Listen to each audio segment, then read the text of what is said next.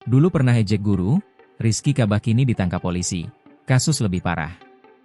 Sosok TikToker Rizky Kabah kembali mendadak jadi sorotan setelah tersandung kasus hukum.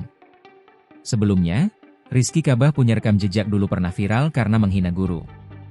Namun kali ini kasusnya dianggap lebih serius hingga membuatnya terjerat hukum.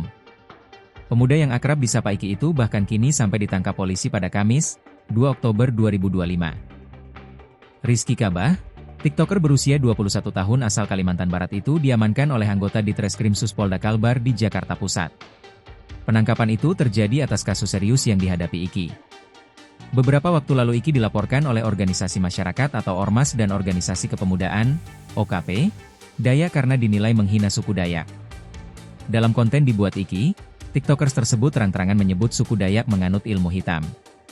Tak terima dengan hal tersebut, OKP Dayak pun memolisikan Iki guna memperkarakannya ke jalur hukum. Atas kasus yang telah dilaporkan sejak September 2025 itu, Iki akhirnya ditangkap. Iki pun saat ini tengah diminta keterangan di Polda Kalbar. Kami mengingatkan masyarakat agar memanfaatkan media sosial secara positif. Konten yang menyesatkan atau meresahkan publik dapat berimplikasi hukum, kata Kabid Humas Polda Kalbar Kombes Pol Bayu Suseno dilansir dari Tribun Pontianak. Sementara itu sebelum resmi ditangkap, Iki sempat membuat postingan di media sosial Instagram. Dalam unggahan tersebut, Iki terlihat cerita mengenakan kemeja hitam dan kacamata. Sembari tersenyum ke kamera, Iki menyebut bakal ada berita panas tentangnya.